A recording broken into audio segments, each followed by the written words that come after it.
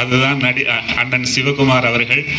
அவர்களுடைய 2 பிள்ளைகள் கார்த்தி, சூர்யா கார்த்தி. அவங்க மருமகள் ஜோதிகா அவர்கள். இவர்கள் 3 பேரும், இவரையும் சேர்த்து 4 பேர்கள்.